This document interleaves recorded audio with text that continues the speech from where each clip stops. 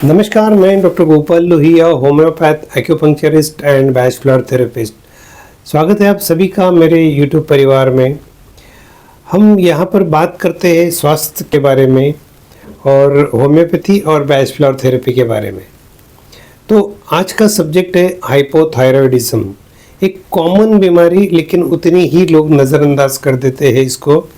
और आइए देखते हैं इसी के बारे में।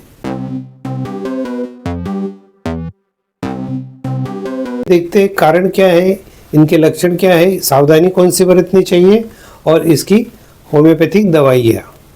तो आइए शुरू करते हैं। थायराइड ग्रंथि हमारे गले के सामने होती है और इसका मेन फंक्शन है हमारा मेटाबॉलिज्म कंट्रोल करना, ग्रोथ को बढ़ाना, मतलब शरीर की जो ग्रोथ होती है उसमें इसका योगदान है। प्लस हमारी स्किन और हेयर के ऊपर भी इसका काफ़ी प्रभाव है। और छोटी मोटी इसके बहुत से फंक्शंस है, टेम्परेचर कंट्रोल करना, हार्ट रेट कंट्रोल करना। जब यह ग्रंथि पर्याप्त मात्रा में थायराइड हार्मोन तैयार नहीं कर पाती है तो हाइपोथायरॉयडिज्म हो जाता है और फिर इसकी वजह से थकान लगना, वज़न बढ़ जाना, बालों का गिरना, मूड स्विंग्स, ये सब चीज़ें हो जाती हैं। हाइपोथायरॉयडिज्म के आइए कारण देखते हैं। पहला जो फॉरमोस्ट कारण आज के युग में है वो है तान तनाव, स्ट्रेस, टेंशन।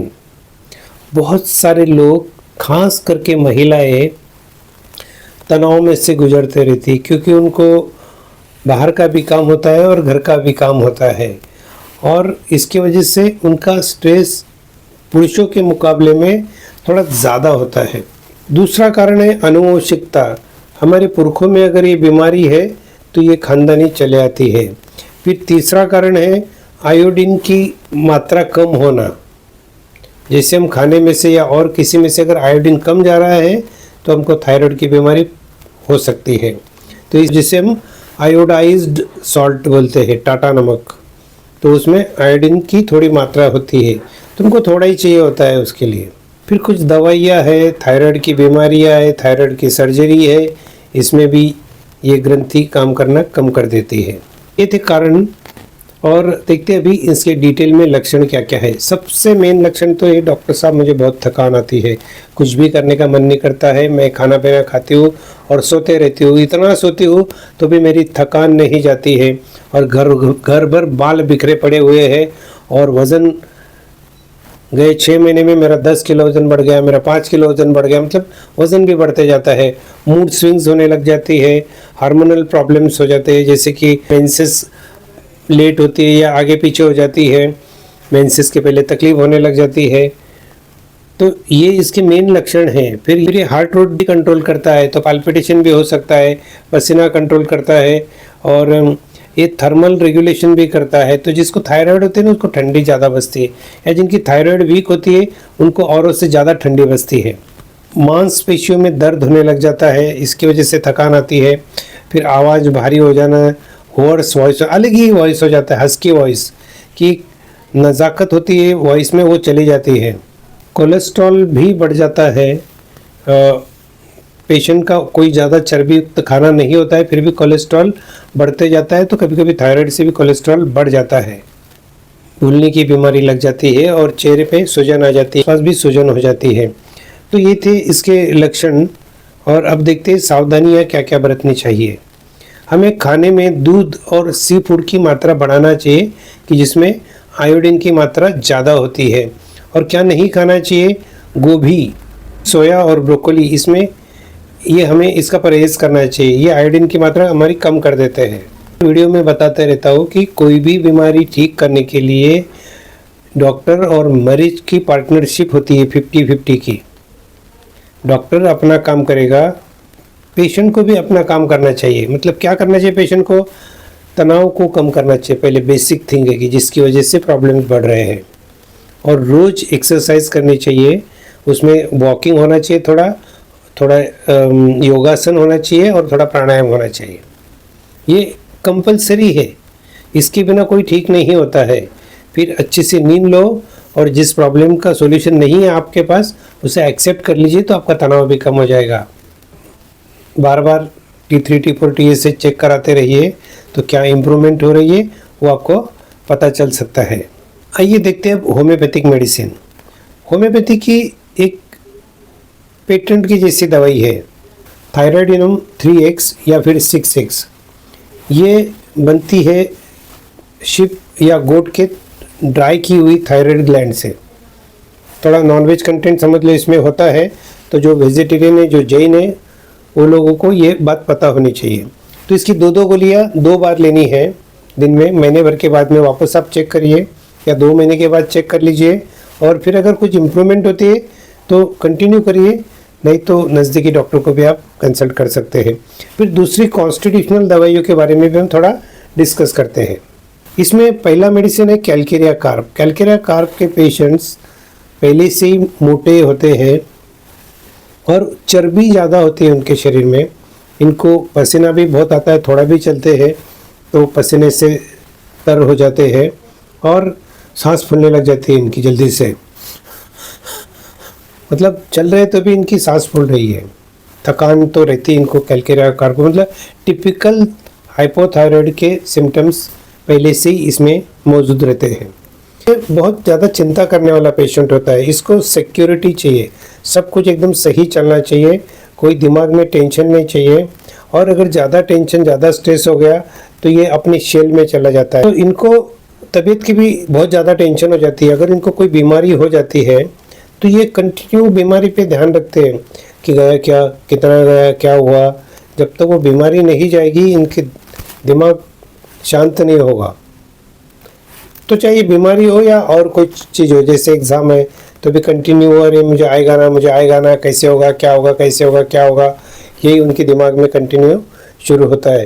तो टेंस हो जाते हैं। डेलीरियम लाइट डिज़ायर फॉर, कि जल्दी से भाई इसमें से निकल जाना है, लाइट चाहिए मुझे। जैसे ये स्पाइनलेस में है कैल्केरिया कार्प, तो ये इनके खुद की जो भी मतांतर रहते हैं वो जल्दी से किसी को बताते नहीं है। बाकी अदर जो बोलेंगे उनको कि भाई ये काम इस तरह से करना है तो ये कर लेते हैं, अपना खुद का ओपिनियन नहीं देते हैं, या उनकी उतनी कॉन्फिडेंस, उनका कॉन्फिडेंस नहीं होता है उतना कि वो कुछ कर पाए उसमें। और तो वो टू एक्सक्लूसिव ये रूब्रिक में भी है। तो मतलब उसको अगर तकलीफ है खुद को तो उसको अच्छा नहीं लगता, वो छुपाने की कोशिश करता है कि यार लोग क्या कहेंगे मेरे बारे में, तो फिर उसको अच्छा नहीं लगता है ये।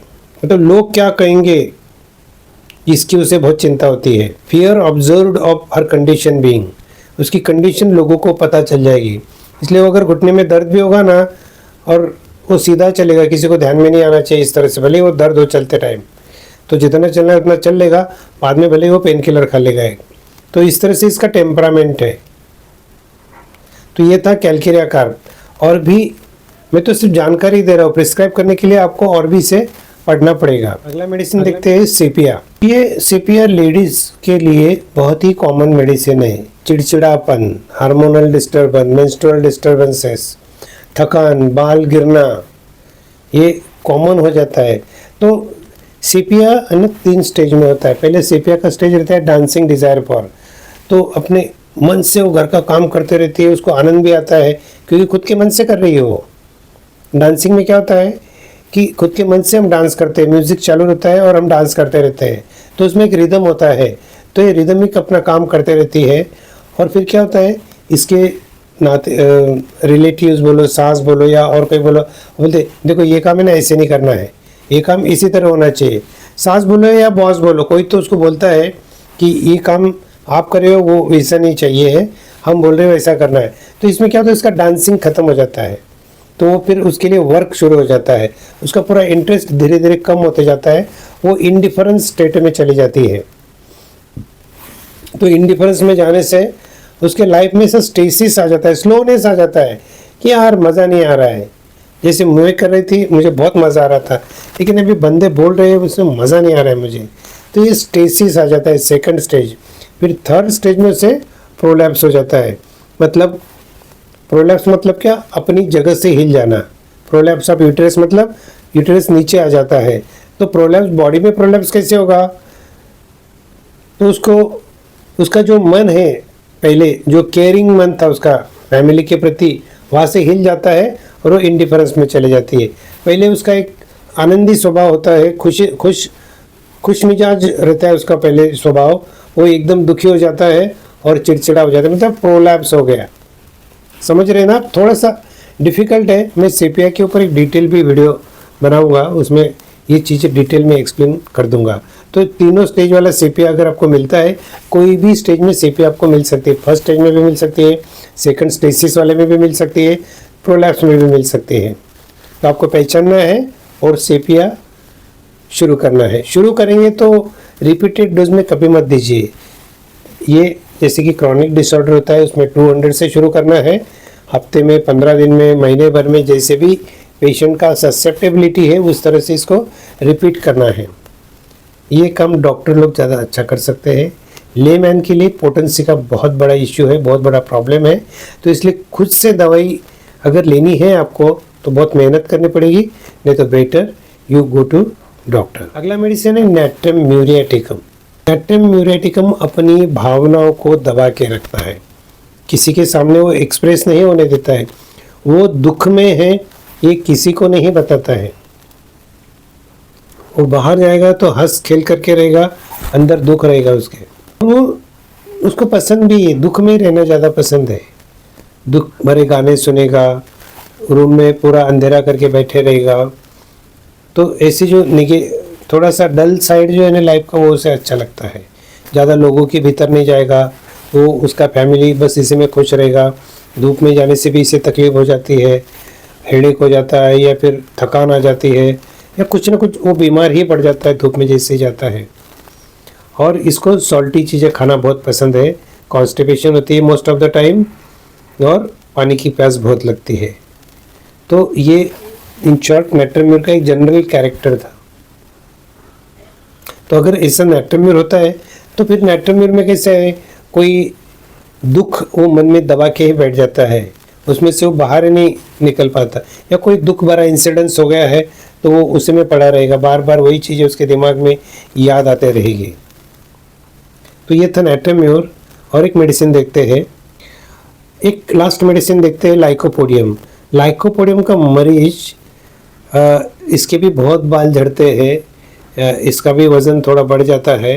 ये पेट की तकलीफें इसको ज़्यादा होती है थायराइड के साथ में, गैस हो जाना, बदहजमी, खट्टे डकारे आना, और शाम के टाइम इसकी तकलीफें ज़्यादा बढ़ जाती है।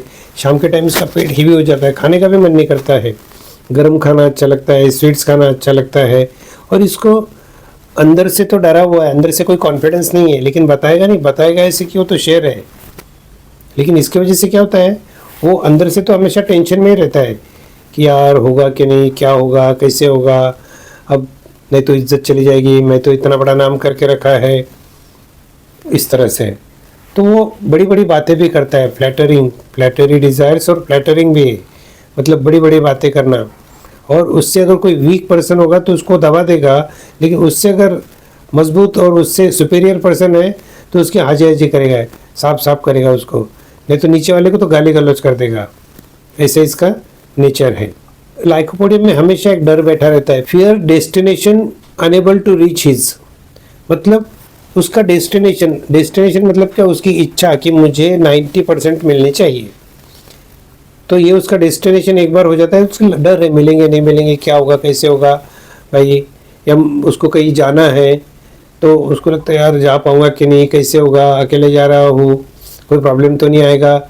हमेशा डर में रहता है वो, डर। तो ये डर, लेकिन वो किसी को पता नहीं चलता कि ये डरा हुआ है। सिर्फ ये होम्योपैथी डॉक्टर को ही पता चलेगा कि ये बंदा जो है ना अंदर से तो डरा हुआ है, बाहर से बता रहा है, क्योंकि इसे लक्षण आ जाते हैं।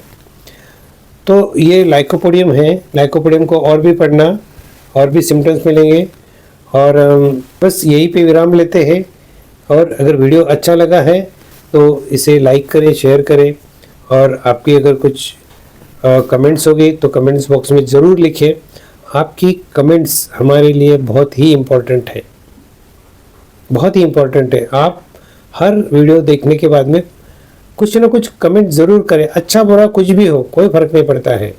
कुछ सजेशन है आपके, या थायराइड के बारे में कुछ क्वेश्चंस है तो आपको ज़रूर पूछने चाहिए। तो दोस्तों मिलते हैं ऐसे ही कोई अगले वीडियो में, तब तक के लिए अलविदा।